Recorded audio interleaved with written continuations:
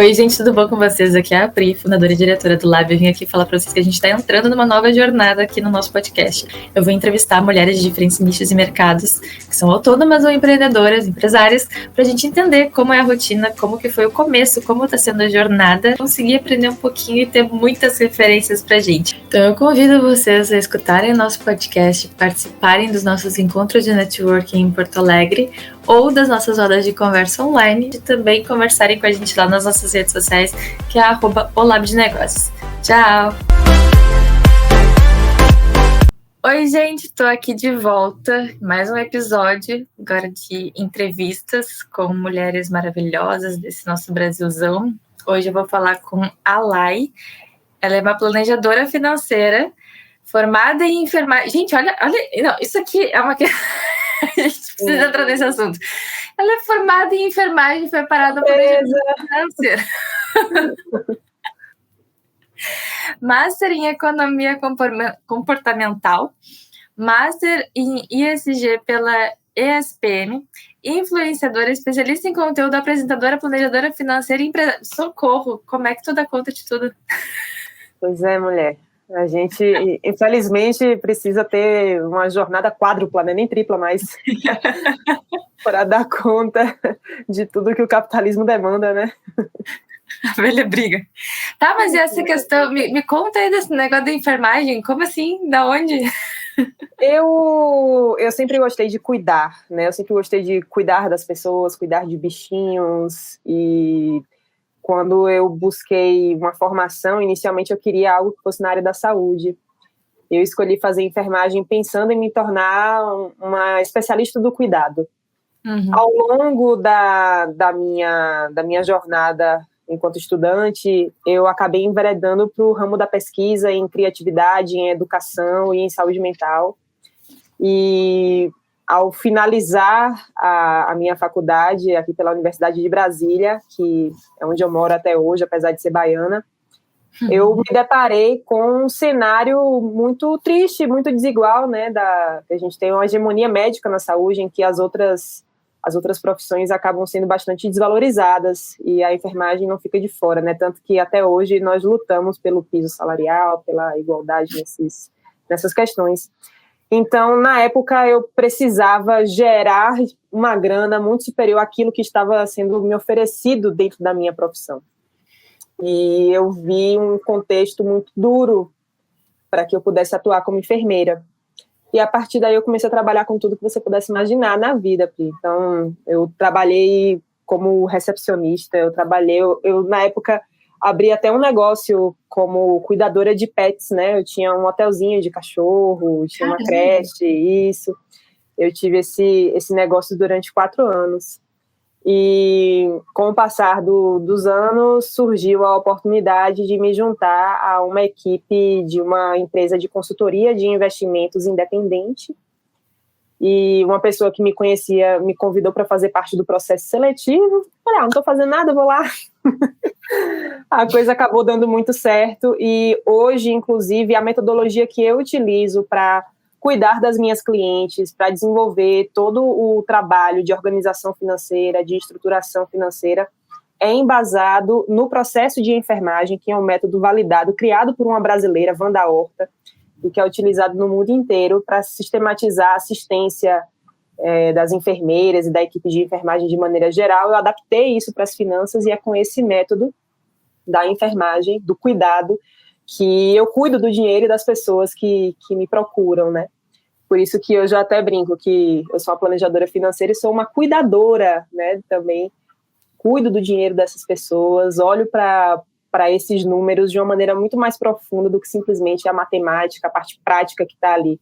Até foi o motivo pelo qual eu busquei me especializar em economia comportamental, para que dessa forma eu pudesse ter um embasamento científico de como a gente toma as nossas decisões e como a gente pode ser mais sensível a esses fatores que influenciam diretamente na tomada de decisão. A gente não é um ser humano racional, a gente não tem um pensamento lógico, pelo contrário, a gente é muito irracional, emocional na hora de tomar qualquer decisão, ainda mais quando mexe com dinheiro, né, que é uma coisa que é tão complexa.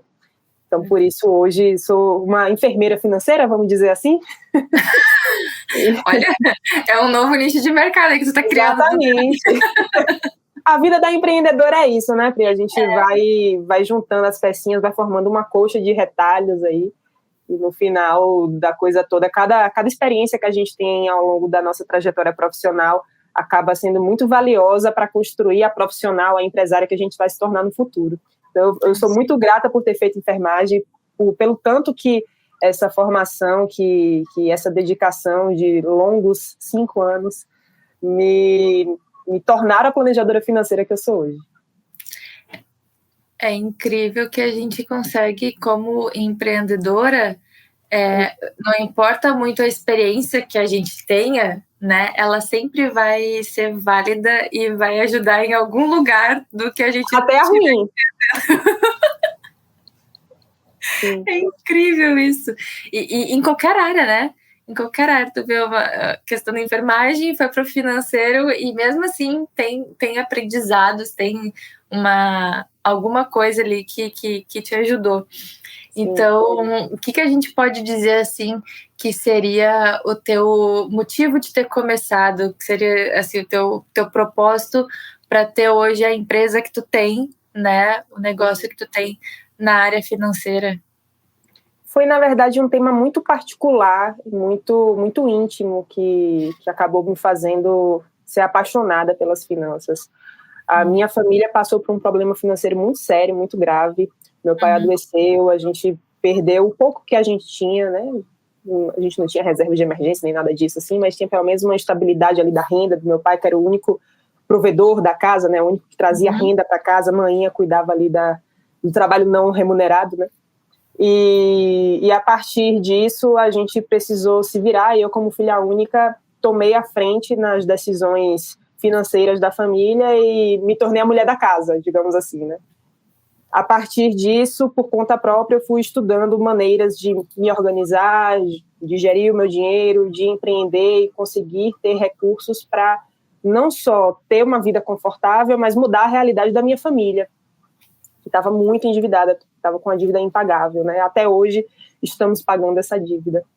E por conta disso que eu realmente me conectei muito com o tema das finanças, e que eu vi o tanto que, ao entender sobre a tomada de decisão financeira, quando a gente entende sobre o mercado financeiro, os produtos que estão disponíveis, como a gente pode utilizar essas ferramentas a nosso favor, e como a gente pode transformar a vida das pessoas a partir desse conhecimento e a partir desse treinamento, né, de tomada de decisão, eu vi que eu poderia não só mudar a minha vida, mas mudar a vida de muita gente. E fico muito feliz de olhar para trás e ver que já são mais de 1.500 pessoas que eu consegui tirar das dívidas. E isso sem contar as pessoas que, durante 6 meses, eu viajei com um caminhão da Serasa pelo Brasil todo. A gente passou por 20 cidades, 20 estados diferentes, e isso sem contar as pessoas que a gente atendia no caminhão, que era 1.000 por dia, né? Então, isso só no meu trabalho como planejadora financeira mesmo. Então, realmente foi um aspecto familiar, íntimo, pessoal, que me conectou, que juntou essas pecinhas todas, assim, né? Fez com que hoje eu realmente seja uma grande defensora da educação financeira e do planejamento financeiro. E a gente, olhando assim hoje, a gente não tem como dizer que não tem diferença do cenário para 5, 8 anos atrás, mesmo com o tabu que ainda existe sobre finanças ser uma área ou algo para mulheres, né? Que a gente ainda vê, a sociedade ainda vê como dinheiro, como o homem provedor que cuida das finanças da casa, mesmo que a mulher trabalhe fora, ela chega e o homem quem organiza tudo, né? E indo na contramão disso, felizmente, a gente tem hoje no Brasil algumas mulheres sensacionais, incríveis, com seus próprios negócios e ajudando outras pessoas a se organizarem, assim como tu. A gente tem a Nath Finanças, tem a Ateliê Arcuri, tem outras que agora não vou lembrar nomes, mas essas me vêm em primeira cabeça.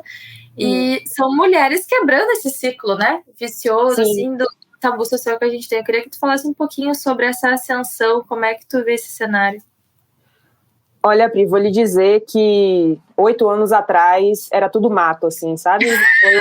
Foi uma evolução gritante em poucos anos. Sim. A própria Natália Arcuri, que foi uma grande pioneira quando a gente fala em educação financeira acessível, né, na internet, produção de conteúdo sobre finanças na internet, quando ela começou, não existia concorrência, né, do que ela estava fazendo ali, porque realmente eram pouquíssimas mulheres que estavam à frente desse tema. Quando eu comecei como planejadora financeira, eu era a única planejadora financeira da empresa em que eu trabalhava, e eu continuei sendo a única até o dia em que eu saí da empresa para montar o meu próprio negócio. Quando eu comecei o trabalho como planejadora financeira nessa empresa de consultoria voltada para pessoas de alta renda, eu tinha muita dificuldade de lidar com a captação, né, com a parte comercial, de captar clientes, porque a maioria das pessoas com que eu tinha contato eram homens. E aí, quando eu perguntava sobre a companheira deles, ou contatos de mulheres que eu poderia acionar para se tornarem as minhas clientes, e eu ia lá fazer a reunião com essas mulheres, com as esposas desses homens que tinham um vasto patrimônio para ser administrado ali, gerenciado nos investimentos, aí eu descobria que a mulher estava endividada, sabe? E que enquanto o homem estava guardando regularmente e tal, a mulher não tinha nem reserva de emergência, ou então estava enrolada no cartão de crédito. E isso mostrou a disparidade que a gente tem quando se trata de organização financeira, de construção de patrimônio, a disparidade de gênero que ainda é possível visualizar, mesmo dentro de um relacionamento estável, né, que era o que acontecia ali. Então, a partir daí, eu comecei a afunilar a minha linha de atuação para atender mulheres. Né? Comecei a ligar para mulheres e pedir indicações de mulheres. Eu quero atender mulheres, eu quero riscar essa tinta, né, dessa disparidade de gênero. Melhorar um pouco esse cenário. E foi quando eu percebi que eu precisava, antes de falar de investimentos, né, eu trabalhava com investimentos só no começo, eu precisava, para atender essas mulheres, falar de organização, porque eram mulheres que não conseguiam sequer ter uma autonomia, estavam em relacionamentos que elas não gostariam de permanecer, mas aquele relacionamento perdurava por conta de uma dependência financeira, né? E mesmo no cenário, você bem falou que hoje tem várias mulheres que estão tomando a frente na renda da sua família, que tem um trabalho remunerado. Mesmo nessas situações, existem até estudos que comprovam isso, a decisão do dia a dia, a decisão do mercado, essa é das mulheres. Mas as grandes decisões do tipo, vamos financiar uma casa ou não, que carro a gente vai comprar, onde vamos investir, essas grandes decisões que às vezes determinam o rumo da vida da família, até hoje a maioria dessas decisões é tomada por homens. Então a gente precisa cada vez mais falar de dinheiro, falar de finanças para as mulheres, para que a gente participe dessas decisões de maneira igualitária e para que a gente, ao decidir o que fazer com o nosso dinheiro, como empenhar os nossos recursos, a gente decida o rumo da nossa vida também, porque decidir onde eu vou morar, que apartamento eu vou comprar, é uma coisa que define o rumo da minha vida, né, muitas vezes. Então é muito importante isso. Os resultados também mostram muito da questão de divisão de tarefas de gênero, né, entre aspas, que a gente tem hoje, porque a mulher, teoricamente, é ela quem cuida da casa, mesmo trabalhando fora. Sim. Ainda é ela quem cuida das tarefas domésticas, dos filhos, vai no supermercado, né? Ou faz a lista para o marido comprar, né? Geralmente é assim. Então, faz super sentido esses dados, mas também revela uma falha social que a gente tem, a bem dizer, né? Porque é demandado da mulher esse papel de que ela possa tomar essas decisões, mas é porque ela é quem está ali 100% do tempo, digamos assim, né? Então ainda existe essa diferença, essa disparidade de gênero em função disso, creio eu, né? Porque para mim, isso para mim faz sentido. Mas isso, Pri, que é uma coisa muito importante agora. Por que a gente tem essa disparidade na renda? Por que a gente tem essa disparidade na divisão das tarefas domésticas, na divisão social do trabalho? porque a mulher é encarada como uma cuidadora. E o trabalho de cuidado, né, eu falo com propriedade porque eu sou especialista no cuidado, sou enfermeira. O trabalho do cuidado é um trabalho historicamente desvalorizado e considerado como um trabalho menor, quando, na verdade, a quantidade de tarefas que a gente precisa administrar no dia a dia e que não é dividida igualitariamente, acaba gerando uma sobrecarga para a gente, né? Então, existe uma raiz aí da coisa toda em que nós somos vistas como pessoas de menor importância na tomada de decisão porque somos responsáveis pelo cuidado, que é um trabalho menor, digamos assim. Exatamente, perfeito. E aí, a gente pode começar falando de... Existem vários motivos, né, que as mulheres decidem começar a empreender, mas, se não me falha a memória, não quero pecar por dados aqui, acho que tu também possa embasar esses dados, é que mais da maioria das mulheres que decidem ter um negócio, uma renda extra ou empreender é para ter a questão do financeiro, né? A independência financeira. Então, também a gente vem por questões sociais, né? De por que isso acontece, porque a mulher ela quer ter mais livre-arbítrio, às vezes, para estar tomando essas decisões de posso comprar ou não, posso fazer ou não, né? E tanto questões do dia a dia como questões mais pesadas, né? Mas a gente precisa falar e entrar nesse assunto de que é muito comentado assim, a questão de fazer uma renda extra. Isso também é um trabalho a mais. E geralmente a renda extra é porque ela também já tem algum trabalho, né? Na maioria das vezes precisa complementar uma renda. E aí, de novo, bota-se no peso das costas da mulher para que essa renda seja complementada fazendo bolo, fazendo marmita, fazendo artesanato, entre outras 1000 coisas possíveis, né? Mas eu queria que a gente entrasse no tópico específico da questão do empreendedorismo feminino, porque a gente sabe que empreender não é só uma questão de começar um negócio. Antes disso também, a gente precisa ter um planejamento financeiro, a gente precisa se organizar para isso, porque em 90% dos casos de negócios que a gente decide empreender, a gente vai precisar ter um mínimo de uma grana para ter um investimento ali, seja para mão de obra, seja para produto, seja até para renda extra. Pagar as nossas contas. Né? Não, mas até para a questão de ter uma renda extra, vou revender tal coisa, vou comprar insumo para fazer bolo. Tu precisa ter o mínimo de uma grana para conseguir fazer isso. Então, eu queria que tu comentasse um pouquinho sobre essa situação, que isso não passa na cabeça das pessoas, né? Muitas vezes isso entra na conta PF, digamos assim, né? Desses primeiros gastos / investimentos que a gente necessita ter e que as pessoas não lembram que isso tem que ser quantificado e colocado na pontinha ali da caneta, né, no papel, quando a gente for calcular o lucro, por exemplo, né? Porque tu precisa ter um mínimo do investimento para ter uma receita mínima, e essa receita mínima tu não vai gastar, tu vai investir de novo no negócio, né? Então comenta um pouquinho sobre esse ciclo aí pra gente, por favor. O que acontece? Normalmente, a gente, né, as mulheres, a gente tem uma tendência de se deixar em segundo plano. E isso acontece quando a gente está tratando do nosso negócio. O nosso negócio é como se fosse o nosso filho. A gente tende a se colocar em segundo lugar quando está construindo o nosso negócio e esquece que o fator mais importante que precisa ser protegido, consolidado e estruturado é a sua vida pessoal, sua vida financeira pessoal. A maior parte dos negócios no Brasil não dão certo por conta dessa mistura que existe entre pessoa física e pessoa jurídica, dessa dificuldade em separar duas esferas que precisam existir de maneira independente, certo? Então, quando a gente fala de planejamento financeiro pessoal, o que é que eu tenho que ter em mente na hora de me organizar, na hora de entender o que deve ser feito para estruturar o meu negócio?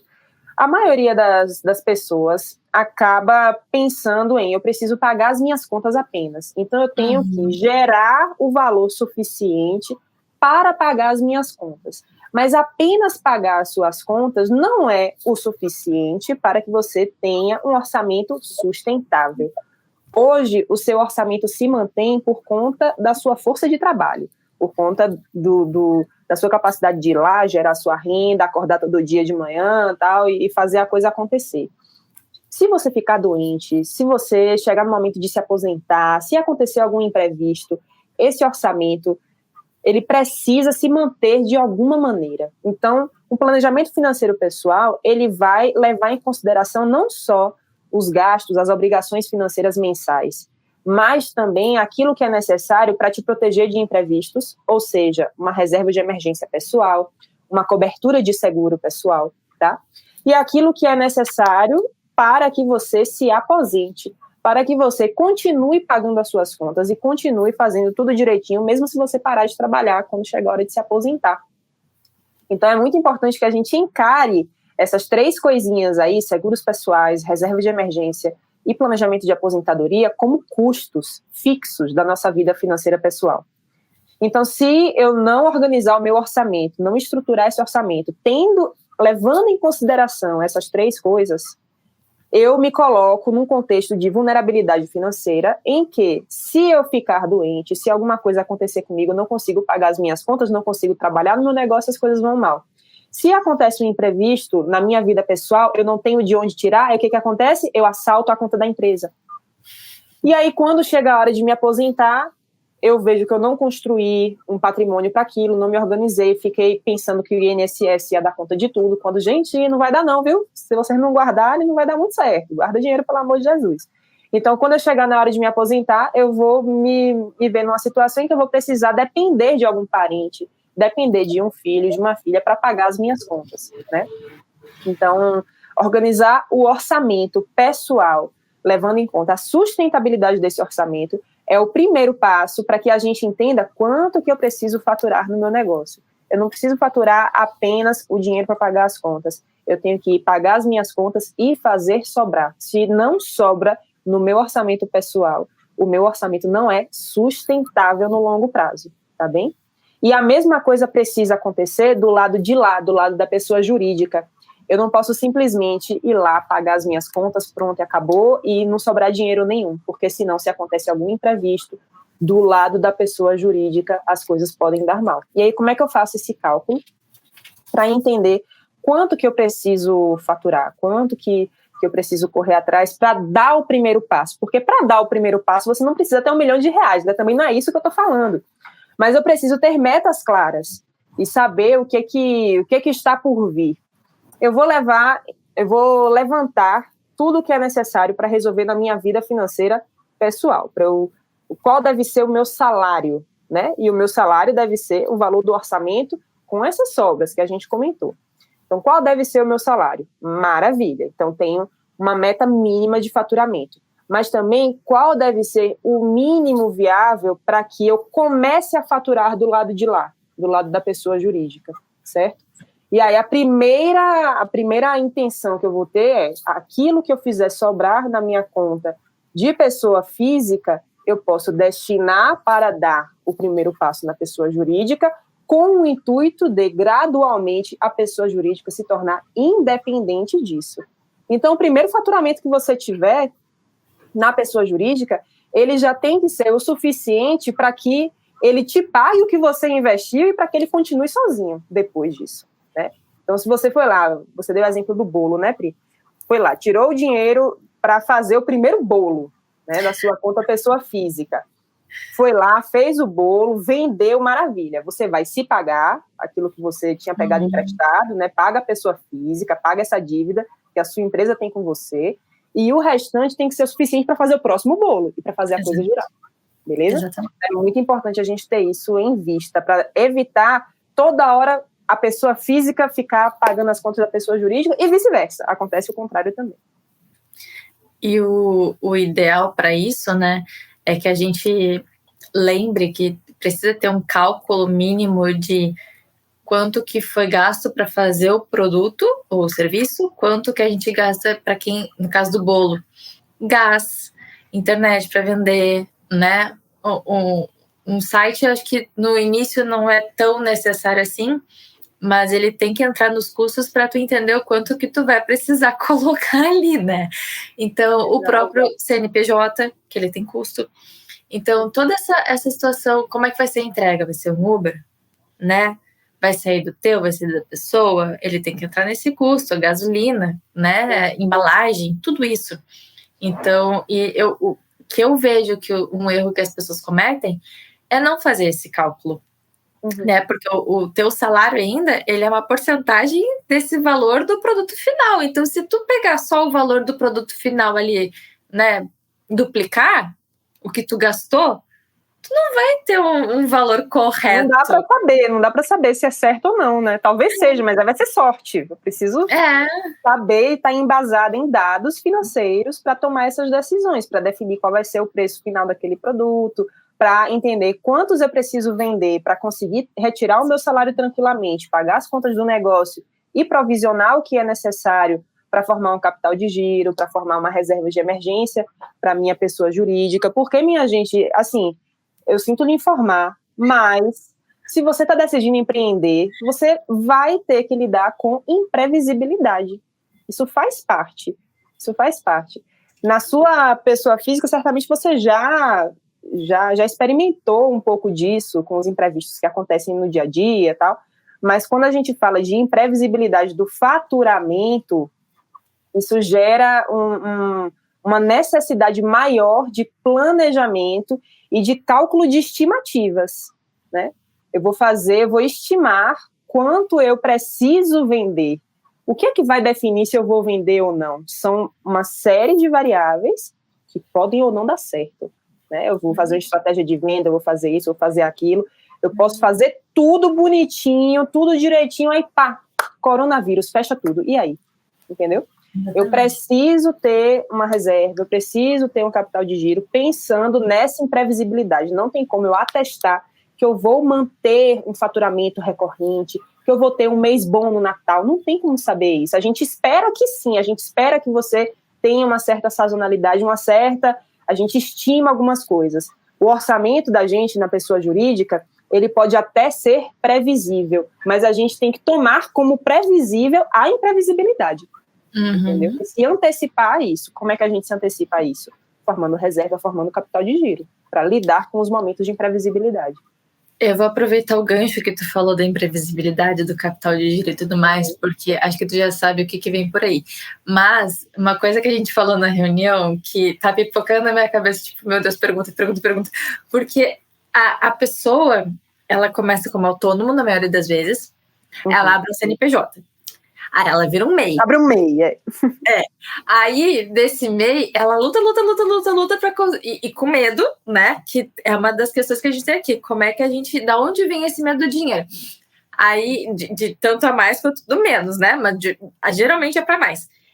E aí, no MEI, ela luta para conseguir fechar ali o valor, que, para quem não sabe, é 6 mil e alguma coisa no mês que pode ter de faturamento de MEI, tá? Ou seja, é nada. Né? A bem dizer, a depender do seu contexto, não vai dar de muita coisa. Não, mas para quem está querendo começar uma empresa, um negócio, e se sustentar e colocar aquilo ali para frente, é nada. E o pior para mim é o salto do valor, porque depois, se tu ultrapassou esse MEI, tu vira ME, que é microempresa, né? MEI é microempreendedor individual, ME é microempresa. E aí o salto do valor do MEI para o ME é um negócio absurdo.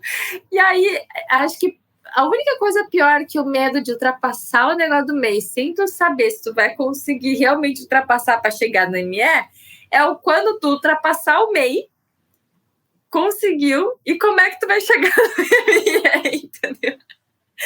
Eu queria conversar um pouco sobre isso, que nem a gente tinha falado na reunião, porque a gente não encontra, né, esse tipo de informação na internet. É tudo muito raso, muito amplo, e fica muito no... aquele, vem aí uma coisa muito forte. Aquele meme, né? Então fala um pouquinho sobre essa mudança, e se tu já passou por ela, como que foi para ti, né? Que eu não vejo muitas pessoas falando nisso, e eu queria muito que a gente conversasse sobre. A partir do momento em que você vai crescendo, vai alavancando o seu negócio e chega próximo do momento em que a mudança da tributação vai acontecer, algo inevitável, que é o que a gente está conversando aqui, você deixa de pagar uma taxa única, né, uma taxa unificada ali do meio, o DAS é apenas um valorzinho fixo, e aí você passa a pagar um valor que depende do seu faturamento, é um ponto que gera bastante receio, que muitas vezes até é um dos sabotadores que as mulheres utilizam para barrar o seu crescimento, né? A gente tem medo de crescer, a gente tem medo dessas responsabilidades financeiras, porque a gente parte do princípio de que esse universo não nos pertence, que é uma grande mentira, né? Se a gente pegar os dados, a gente percebe que somos melhores gestoras, inclusive, do que a macharada. Então, o que a gente precisa entender, né? A preparação para essa mudança, se você estiver fazendo todos os outros passos de maneira arquitetada, se você, desde o princípio, ou mesmo que você tenha começado de maneira atropelada, mas começou a se organizar no meio do caminho, se você seguir todos esses passos, de montar o capital de giro, de fazer a reserva de emergência, de estruturar uma base muito sólida para o seu negócio, essa transição de empreendedor para microempresa vai acontecer de maneira muito gradual e muito natural, porque você vai estar preparada para isso.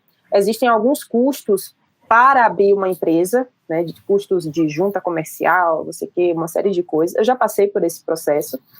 É um pouco enjoado, assim, é burocrático, tá? Mas aí você contrata uma boa contabilidade que vai resolver tudo para você, né? E também você não precisa se tornar uma contadora para fazer isso, né, minha gente? Tem outras pessoas aí para contratar, pelo amor de Jesus. Então, você vai precisar ter alguns custos iniciais ali. Não são custos tão exorbitantes assim, né? Depende, claro, do tipo de empresa que você está abrindo, aquela coisa toda, mas não são custos tão exorbitantes assim.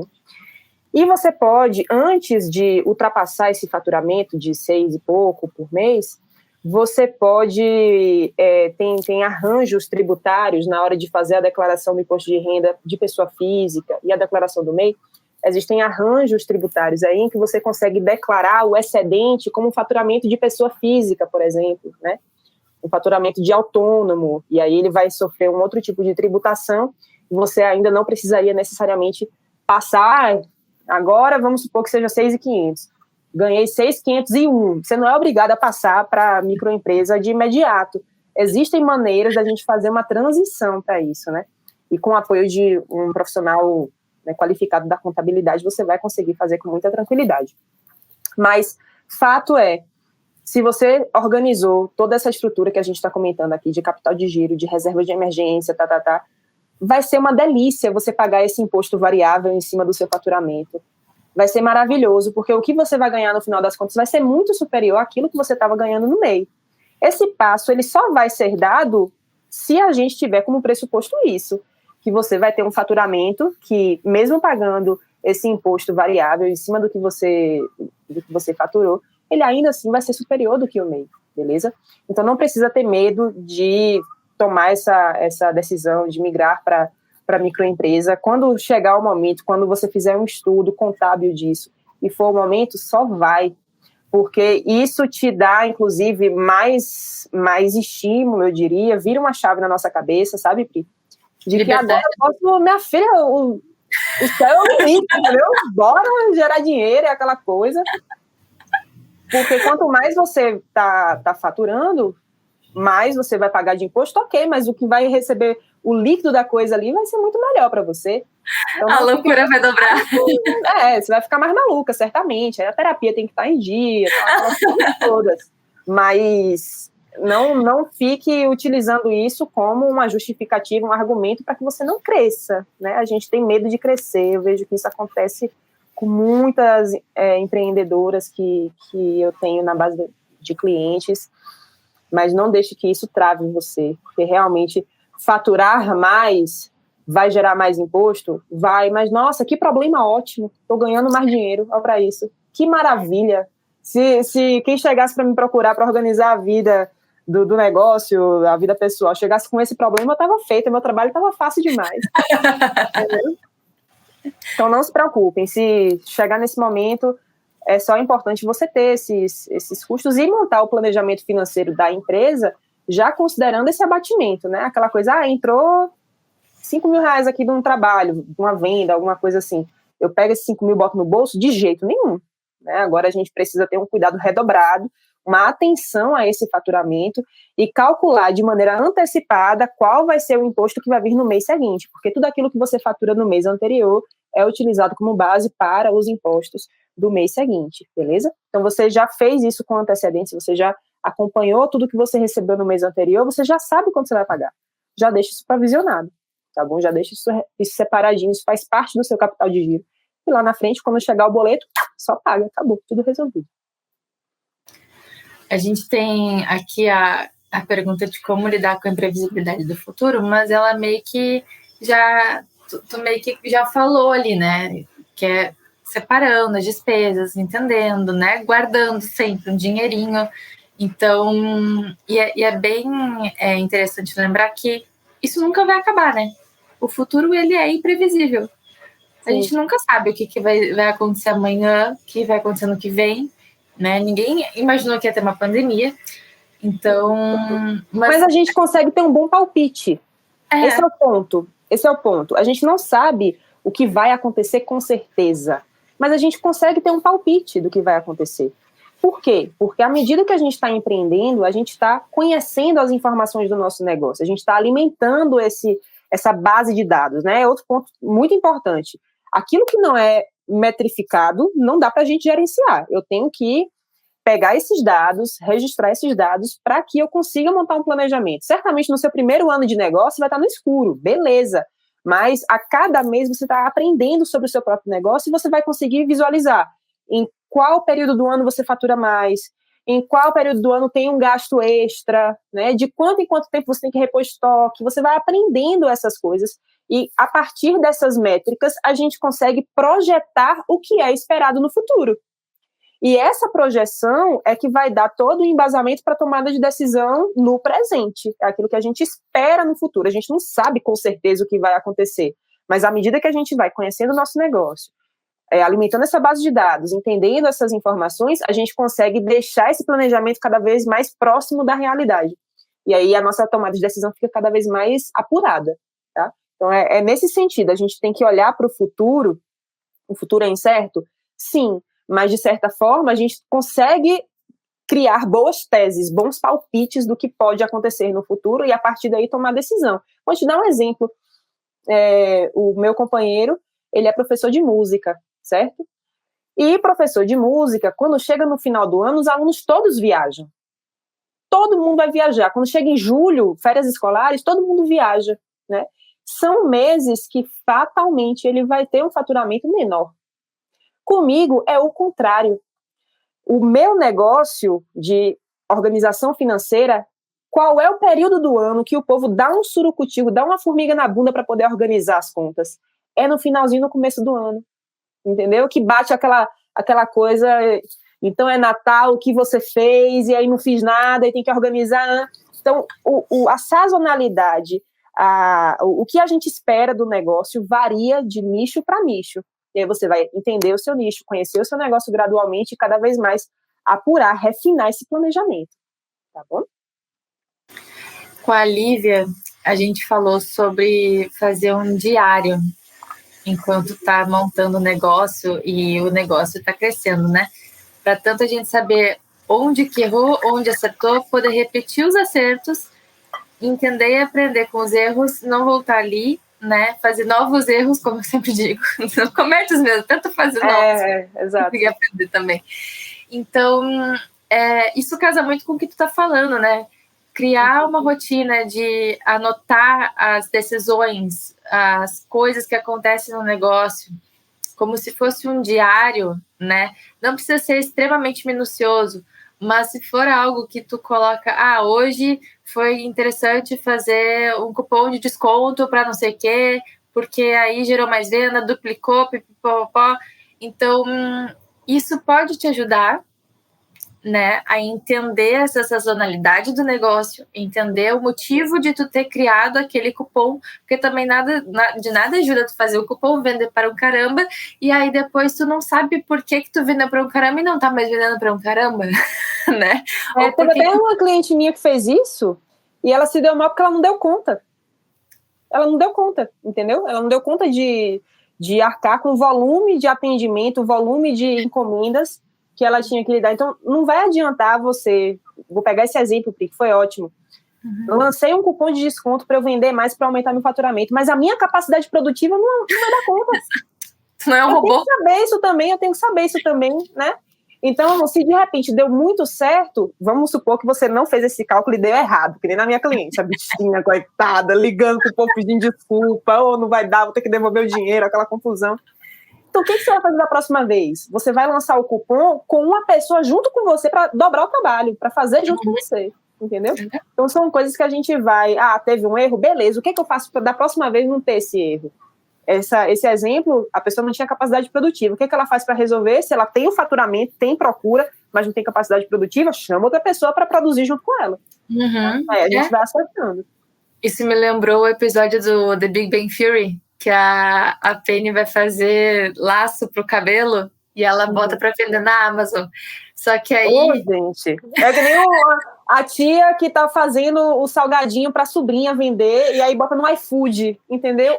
Meu Deus! Eu juro, ela botou na Amazon, fez lá o negócio e aí era a entrega em 24 horas, padrão para início de negócio. E aí teve um pedido de 1.000. Ela pegou todo o elenco ali pra fazer o negócio com ela, fez café e tal. E aí estavam terminando, surgiu outro pra mais. Em vez de ter fechado, né? Esgotou, não. Muito bom. Então, é interessante justamente... por que a gente fala, né, do diário? Porque, claro, no impulso de momento, a gente quer o quê? A gente quer fazer mais. Só que a gente nem sempre a gente vai ter a competência, até, não é nem a condição, né, de fazer tudo aquilo. E o que a gente sempre fala é essa coisa de trabalho enquanto eles dormem. Gente, pelo amor de Deus, 2024, entendeu? Não tem mais tempo para isso. Então, entender também que muito da questão da gente não conseguir lidar com as coisas do nosso negócio, não conseguir fazer um planejamento coerente, não conseguir lidar com finanças e tudo mais, às vezes vem muito de uma sobrecarga mental que a gente mesmo se coloca, né? Tem que produzir, tem que fazer, tem que vender, tem que produzir, tem que fazer. Não, vamos dormir também, vamos descansar, vamos entender. Acho que antes de querer faturar para um caramba e querer alcançar milhões, a gente precisa entender a nossa rotina, né? Em que momentos que eu vou conseguir produzir, que momentos que eu vou ter que sair da minha casa para buscar insumo, porque isso também faz parte da rotina, é necessário, né? Que momentos que eu vou tirar para ver fluxo de caixa, que momentos, sabe? Eu organizar uma rotina semanal, mensal, estruturando pontos principais, porque tu não vai ficar 24 horas do teu dia fazendo produto, em serviço, atendendo reunião, tu também precisa ter um backstage de organização. O produto ou serviço, como a gente sempre fala aqui, sempre, um episódio, é uma questão de o iceberg, né? O que tu enxerga do iceberg é o produto e serviço. Mas o que tem atrás? O que tem embaixo da água? Né? Você falou do diário, né, que Lívia comentou. Quando a gente fala de planejamento financeiro, talvez no primeiro momento o diário, o caderno, tal, ele vai funcionar. Mas à medida que você cresce, as ferramentas têm que acompanhar esse crescimento também, sabe? Então, por exemplo, enquanto você é uma empreendedora, enquanto você está começando ali e você ainda não dominou ferramentas mais sofisticadas, a gente pode utilizar da maneira que vai ser mais simples para você ter esse controle. Mas imagina a Coca-Cola anotando as vendas no caderno, sabe? Então não tem como. À medida que você vai evoluindo, você precisa sofisticar os métodos de controle e de acompanhamento e essas métricas, sabe? A gente precisa de uma ferramenta automatizada. E aí, para quem é mais avesso à planilha, isso, aquilo, existem sistemas que vão automatizar esse processo para você. Você vai lá e coloca as informações e ele mesmo calcula tudo e faz tudo e pronto, e acabou, que são mais amigáveis do que ir lá abrir um Excel, que às vezes você nunca teve familiaridade. Mas existem maneiras de você fazer isso de maneira sofisticada, sem sofrer. E talvez, a depender do estágio em que você chegue, vai ser um momento em que você vai delegar essa tarefa para alguém. Né? Claro, exato. Empresa, contratar um serviço terceirizado ali, enfim, para resolver essa questão. Exatamente. a gente sai do princípio de descomplicar para quem começa sem ter uma grana para conseguir investir em software, né? Até porque, assim, tu começa geralmente com 3 encomendas, 10 encomendas. Tu não vai trabalhar com 30 encomendas logo de cara, uma coisa que tu precisa colocar num troço super power, né? Não, sabe? O caderninho, ele vai dar conta no início, ele vai ser um baixo custo, entendeu? É um pequeno investimento, mas que ele vai fazer uma legal diferença, assim, sabe? Então, é uma coisa que é interessante falar, até porque depois, assim, quando tu tá documentando, né? Porque vai ter que, uma hora, tu vai ter que começar a fazer uma documentação bonitinha da questão, né, do trabalho, do negócio, do produto, do serviço, e aí vai ter que voltar lá atrás, né? E onde é que vai estar registrado isso? Vai ter que estar registrado em algum lugar. Exato. E para quem, eu acredito muito que para quem tem essa dificuldade de minimamente anotar as questões financeiras, que é o mínimo para fazer um planejamento financeiro, né, no começo da história, essa adaptação para começar uma rotina de um diário que vai te obrigar a anotar as coisas ali, porque depois tu vai continuar te obrigando, né? Então, criar um hábito de ter o diário para também anotar as questões, porque é impossível tu ter um diário e não anotar financeiro ou só o financeiro. Não tem como. Tu vai ter que documentar essas coisas, né? E então a gente percebe ao redor das conversas, assim, conforme a gente conversa, que em qualquer área tu precisa ter uma organização geral, né, do negócio, ter uma visão de onde é que tu vai querer chegar, para onde que tu tá indo, porque é como diz aquele ditado, né? Para quem não sabe onde quer chegar, qualquer caminho é válido. Agora, se tu tem uma noção de onde tu quer chegar daqui a uns tempos, literalmente um plano, uma meta, um objetivo, aqui tu não vai sair daquele foco ali, né? Então, essa organização de rotina, essa organização de ter um diário, de anotar ali as questões do teu negócio, as dúvidas, os insights, né? Como que chegou naquele resultado, onde tu buscou panfleto, às vezes sabe, é um mínimo, uma anotação tipo assim, o livro tal me ajudou em tal coisa. Quando tiver aquele probleminha ali de novo, daqui a uns tempos de esquecer, tu vai voltar naquele livro tal, sabe? Então, e também, mais assim, também para uma questão emocional, de um suporte, assim, de depois, daqui a pouco tu tá duvidando, surge uma síndrome da impostora do nada, e aí tu olha aquele caderninho e tu vê tudo que tu já conseguiu fazer, aonde que tu já chegou, de onde que tu saiu, né? O que tu tinha, tipo, fez pó virar ouro, basicamente, em alguns casos, né? Então, é legal também ter essas anotações, mas acho que também é mais importante para criar o hábito da pessoa, porque a maior dificuldade da galera é anotar as finanças, né? Também não sabe como anotar, né? A pessoa lá que faz o bolo, se ela for comprar os insumos do bolo junto com uma compra mensal que ela faz para casa, uma compra semanal, e aí? A gente precisa ter esse distanciamento, que foi um ponto que a gente começou falando, né? É importante ter uma conta pessoa física, uma conta pessoa jurídica. Não necessariamente a conta pessoa jurídica é uma conta do CNPJ. Você pode abrir uma outra conta pessoa física e dizer, essa aqui é a conta do meu negócio, essa aqui é a minha conta pessoal. Mas isso vai simplificar na hora de fazer o controle das informações. Porque se você deixar tudo misturado, fica muito difícil de entender. Ainda mais gente que faz compra de mercado e bota junto da compra pessoal, quando tem que pegar a nota fiscal, olhar o que é de cada coisa. Olha que trabalheira, né? É mais fácil deixar tudo separadinho, em esferas diferentes, porque aí na hora de registrar as informações, tá tudo ali. É muito mais simples de controlar, de entender o que de fato é do seu negócio, o que é seu. E a partir daí, dá andamento ao planejamento financeiro. Agora, me fala um pouquinho sobre a questão da tirar férias, que eu acho que isso aqui, acho que se tivesse um termômetro, ela batia no... Quando é que rola as férias do microempreendedor, do autônomo? Como é que funciona isso? Porque eu sou meu chefe, né? Aí, se eu não trabalhar, eu vou querer tirar... É o chefe mais autoritário possível. Nossa, é um chefe péssimo. Às vezes era melhor ter outra pessoa para mandar, né? Porque a gente não quer, a gente acha que não tem permissão para tirar férias, para ficar doente, nunca na vida. Essa é a maior preocupação de quem está empreendendo, né? Essa sensação de sufocamento, de meu Deus, eu não tenho permissão para descansar, para parar. Se eu parar, meu negócio para junto, eu não pago conta, meu negócio não pagar conta, vai todo mundo à falência. Como é que a gente... No caso, eu mesma. No caso, eu mesma, né? No caso, eu mesma vou à falência. Minhas múltiplas personalidades aí que estão distribuídas, que às vezes no negócio a gente é 20 cargos ao mesmo tempo, né? A marqueteira, a contabilidade, a vendedora, a produtora, a artesã, é tudo.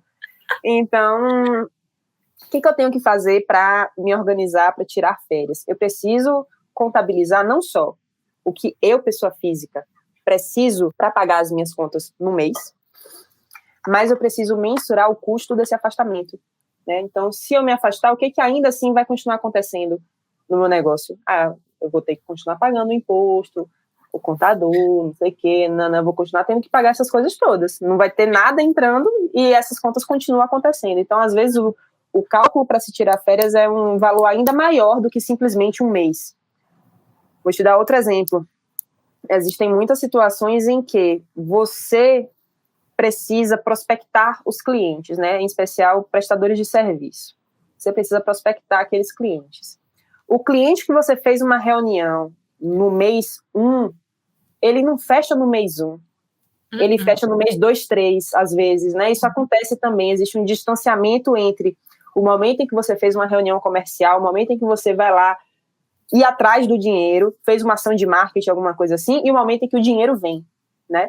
Então, às vezes eu tiro férias neste mês, no mês 1, e eu só vou ver o reflexo no meu faturamento no mês 3, no mês 2.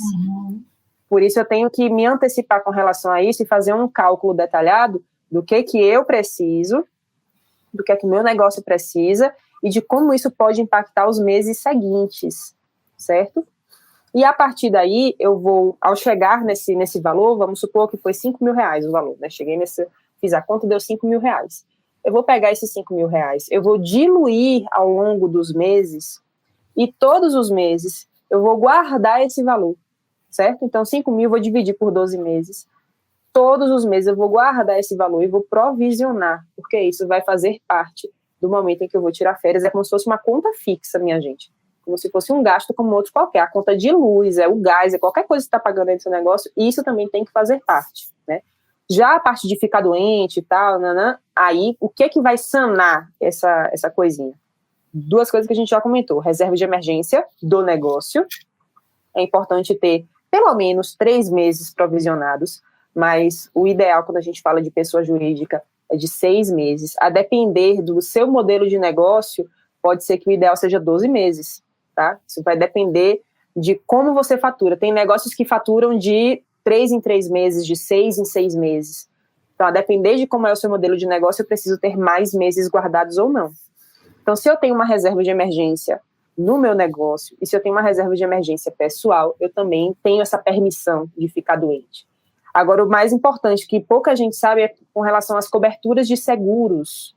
Os seguros pessoais podem ser a solução para quem ainda não tem o dinheiro da reserva, né? Por quê? Porque, às vezes, o imprevisto vai acontecer, eu vou ficar doente no meio do caminho, e aí eu não tenho dinheiro, vou ter que trabalhar, não tenho dinheiro da reserva, vou ter que trabalhar doente, né? O que você pode fazer? Você pode contratar um seguro pessoal, que para cada dia de afastamento você recebe uma indenização, um valorzinho, uma diária, né? Digamos assim. Isso é muito possível, existem coberturas como essa disponíveis no mercado, e você pode contratar essas coberturas enquanto você não tem as outras coisas formadas, esse patrimônio acumulado. A partir do momento em que você acumulou seu patrimônio, você pode diminuir ou até eliminar esses seguros, tá certo? Mas são uma solução muito importante que poucas pessoas acessam. Aqui no Brasil a gente não tem tanto essa cultura de contratar seguro, tal. No máximo seguro de carro, né? Mas nem seguro de casa eu não vejo as pessoas contratando tanto, só quando é obrigatório, no aluguel, alguma coisa assim. Mas para quem é empreendedor, a gente já tem uma vida muito instável, uma renda instável. É importante, ao máximo, buscar recursos para trazer essa estabilidade ou para servir como se fosse um airbag, para minimizar o impacto das adversidades.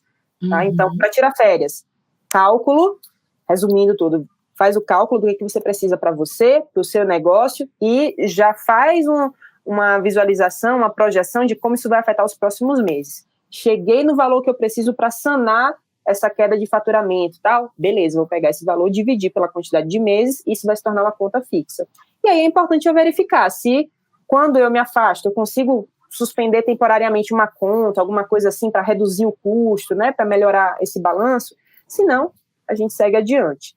E, no caso de ficar doente, a reserva de emergência tem que estar tem que estar em dia, e se eu não tiver a reserva de emergência formada, eu posso iniciar já com a contratação de um seguro, para que, à medida que eu vá construindo a reserva, eu fique tranquila que se eu ficar doente, o seguro vai me cobrir nesse período.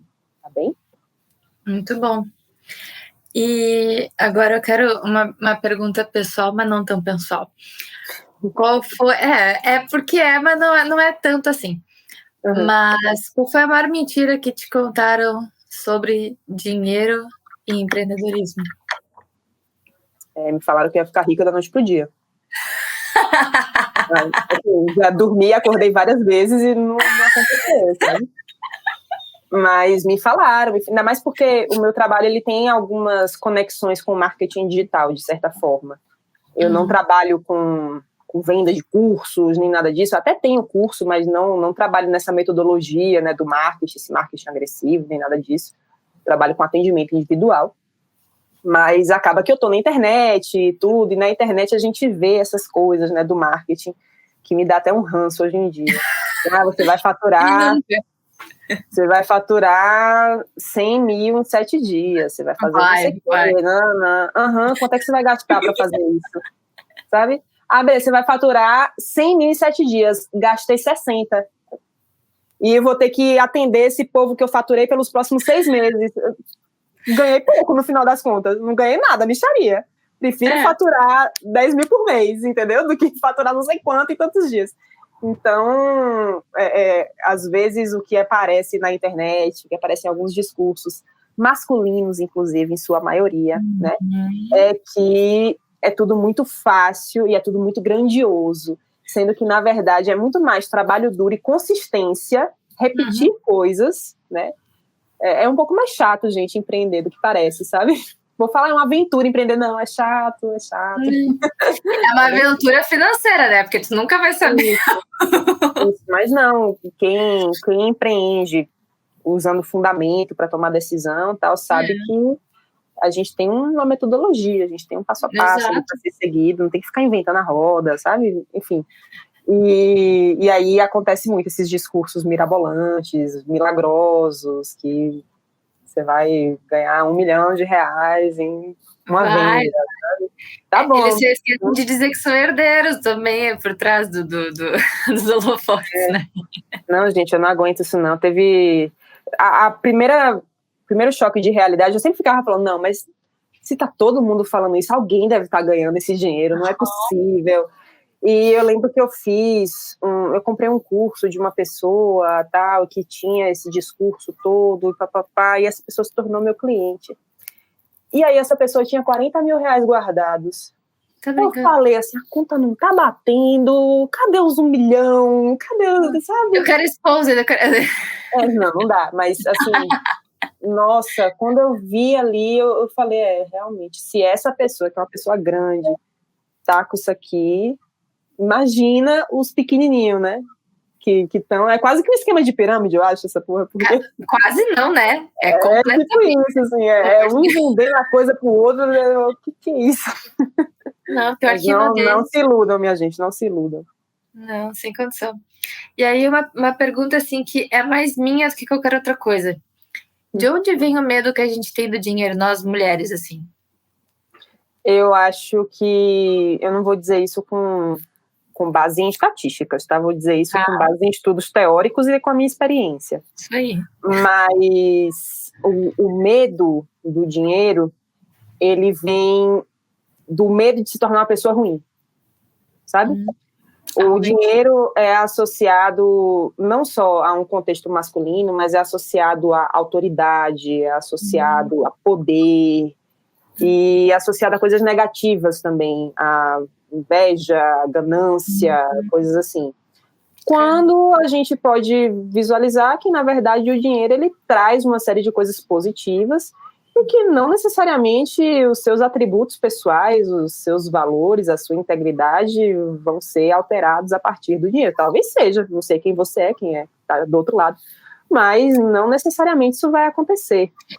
E o que a gente tem, né, o que foi passado para a gente culturalmente, a gente mulher, é que nós precisamos ser delicadas, acolhedoras, e percebe que isso está muito distante de uma posição de poder e autoridade, firmeza e tomada de decisão e controle, né? Uhum. É como se, ao ter muito dinheiro, a gente se tornasse menos feminina, até. Uhum. E isso reduzisse o nosso valor e até mesmo fizesse com que a gente não fosse, não sei, capaz o suficiente de lidar com essa responsabilidade, enfim. Uhum. Então, eu vejo que muito do medo do dinheiro vem daí. O medo de crescer vem daí também. O medo de não dar conta das coisas, sabe? E quando, na verdade, quando a gente olha as estatísticas, que aí eu posso falar das estatísticas que eu sei, o que a gente verifica é que quando uma empresa é gerida por uma mulher, ela tem 25% a mais de produtividade, de lucratividade, do que uma empresa que não tem uma mulher na sua diretoria. Né? É as gurias. É as gurias. Então, realmente, a gente faz a diferença nos negócios em que a gente está inserida. A gente torna o ambiente de trabalho muito mais acolhedor e mais produtivo, consequentemente. E a gente consegue gerir melhor os recursos e as questões da empresa quando a gente está numa equipe, né, diversa. Quando a gente está numa equipe só de homens, os números são piores. Muito bom, muito bom. Olha, mais um mês de terapia. Depois dessas informações, mais um mês de terapia. Uhum. Vamos então com as indicações que nós preparamos. Eu falei que eu estava lendo um livro, basicamente o mesmo livro que eu falei com a Lívia também, mas em outro ponto, que ele abrange muito toda uma questão. E é bom, assim, para quem já saiu do básico e está nessa etapa do desenvolvimento de verdade, assim, sabe? O Eu Empreendedor. É bem legal. Ele é bem, infelizmente, como a gente está falando, livros de homens, mas ele é muito gente, bom. Você, mulher, que, né, tem um conhecimento, escreva livros. Escreva, porque a gente tem poucas representantes. A gente tem algumas, mas tem poucas. Tem poucas, pode ter mais. E é um livro muito bom que ele fala exatamente sobre essa questão, entre outras, assim, mas do dinheiro, de investimento, de capital de giro, etc, do planejamento. Ele fala exatamente que a gente precisa começar o planejamento antes de pensar em venda, né? Planejamento financeiro antes mesmo de pensar em venda, porque não tem como tu fazer uma venda sem entender o quanto tu gasta, quanto tu vai precisar retornar de lucro também, né? Vai ser trouxa. Pode, mas vai pagar para trabalhar, né? Não exato. Isso, pelo amor de Deus. E o outro também que eu gostei muito, li no meu TCC, o título não condiz muito com o que ele fala, mas ele fala sobre mulher e dinheiro, de uma jornalista, que agora não vou lembrar o nome, mas Lugar de Mulher é Onde Ela Quiser, que fala exatamente sobre a gente se empoderar desse lugar, de nós termos chance de falar, debater, ter dinheiro, construir uma renda, né, e dessa independência que a gente constrói na vida ao todo, quando a gente tem o nosso próprio dinheiro. E agora eu deixo para as maravilhosas indicações, que 2 já estão na minha lista da Amazon. Maravilha, eu trouxe 3 indicações aqui. O primeiro livro é A Psicologia do Dinheiro, é o do Dan Ariely, do Jeff Kressler. Ele fala sobre como as emoções vão influenciar as nossas escolhas de vida, as nossas escolhas financeiras, e como a gente consegue se antecipar à previsibilidade imprevisível do nosso comportamento, digamos assim, né? Então fala muito de efeito manada, de ancoragem, de excesso de confiança, da dor do pagamento, de como a gente associa guardar dinheiro a perder dinheiro. Né? É muito curioso aqui os conceitos que ele traz, eu recomendo muito para quem quer entender um pouco mais sobre isso. Tem o livro A Lógica do Consumo, Isso na Amazon para comprar. Esse é bem legal, do Martin Lindstrom. Ele fala sobre o que leva as pessoas a consumirem, qual a lógica do mercado e o que as empresas costumam utilizar para se colocar e para se tornarem atrativas, né, e desejadas pelas pessoas.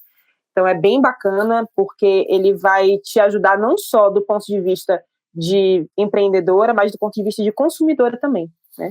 Como é que você pode utilizar essas ferramentas a seu favor no negócio e na vida pessoal. E por último, o livro da minha professora maravilhosa, Vera Rita de Mello, Decisões Econômicas, você já parou para pensar? É um livro que faz parte da bibliografia da educação, da Estratégia Nacional de Educação Financeira, e a Vera Rita é uma pesquisadora, uma psicóloga que é referência mundial nesse assunto, gente, ela é brasileira, e nesse livro ela fala justamente sobre como é que a gente toma essas decisões financeiras e como o nosso cérebro recorre a certos atalhos, a certos mecanismos para simplificar a tomada de decisão, que acaba levando a gente a tomar erros, né, sistemáticos. Sabe aquela coisa de tentar errar em coisas diferentes e não repetir o mesmo erro? Então, para você não repetir o mesmo erro, dá para ler esse livro aqui, tá?